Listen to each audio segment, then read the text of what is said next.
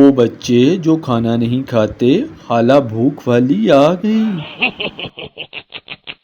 رات کے 8:30 بج چکے تھے، تیز بارش ہو رہی تھی۔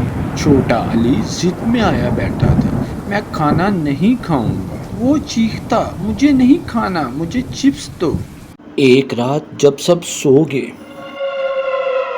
علی نے دیکھا کہ کچن سے برتنوں کی آوازیں آ رہی ہیں۔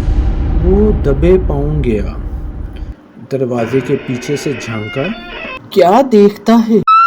ایک بوڑھی ہڈیوں جیسی عورت پلیٹ چاٹ رہی تھی۔ اس کے ناخن لمبے، زبان سیاہ اور آنکھیں سفید تھیں۔ وہ بڑبڑا رہی تھی، جو بچہ کھانا نہیں کھاتا میں اس کا کھانا بناتی ہوں۔ علی پیچھے ہٹا، اس کا جسم کانپ رہا تھا۔ اچانک عورت نے سر گھما کر دیکھا اور ہنس کر بولی، تم نے کھانا نہیں کھایا، اب میں تمہیں کھاؤں گی۔ علی وہاں سے بھاگا، چیختا ہوا ماں کے کمرے کی طرف آیا، زور زور سے دروازہ کھٹکھٹایا۔